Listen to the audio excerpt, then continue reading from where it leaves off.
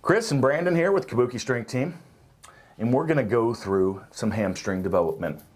So this is a progression over basically a single leg glute bridge, and it's quite advanced, honestly. This is also a great assessment tool to see if you've had if you're recovering from a hamstring injury, to see if you're basically capable of handling heavy deadlifts, heavy squats. As soon as you can do this or do the single leg variation, you're pretty much ready to go. So we're going to use a Bosu ball. That's right, we're using the Bosu ball. Mm-hmm. They occasionally have some use. So, all right, so let's go ahead and get on your back with your feet on the ball.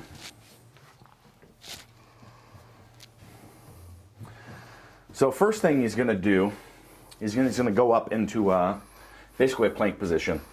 And he's got his arms, he's got it at 45, hands planted onto the floor here. And there we go. This should be kind of hard just in itself. And now he's going to pull his knees up as he draws the ball in. Notice he's not getting any too much extension here in the lumbar spine, and then he's going to roll back out.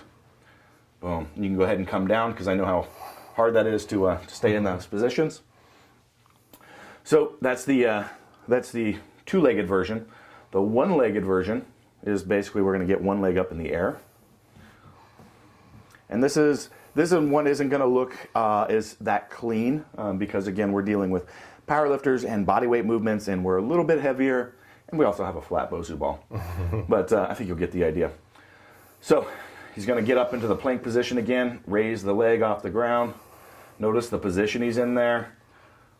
Good spinal position. Quality IAP is going to be of the utmost importance, so go ahead and relax there, Brandon. So to maintain either of these, you've got to get this locked in. So this is actually a really good coaching tool for that, and then integrating that into the hamstring and glute with this. So go ahead and get up into this plank position on the single leg. Just this position alone is demanding. Now he's going to do the same thing where he pulls in. With the quality IAP, again, you'll notice that he's stabilizing. And this spine is not moving position at all. Everything's in the hamstring there. Again, if you can do this and you're recovering from some sort of hamstring issue, you're ready to go. This is earlier this year I had Amit Sapir, who's set since then 3 or 4 world records on the squat. He tore his hamstring on a deadlift and pretty much thought his career of powerlifting was over. And this was one of the primary things that we did, and this is how I used, because I coach him remotely, how I could know whether he was prepared or not ready to resume heavy training and what loads and volumes based on his response and the quality of movement with this.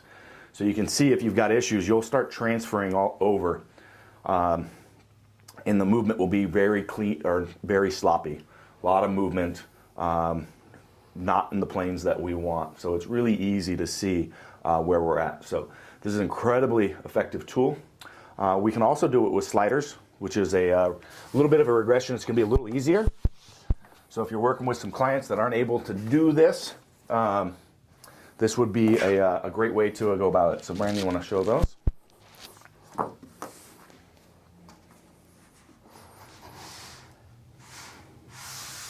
So starting in the plank position again, huge. I mean, just touching, he's got great IAP, pulling in.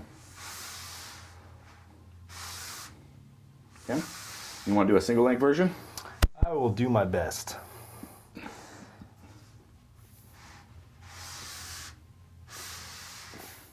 And there we go. Okay, thank you, Brandon. So again, you want to watch. We didn't show any deviant movement pattern, but you'll see a lot of people going too much into extension to try to get into position without using the proper technique.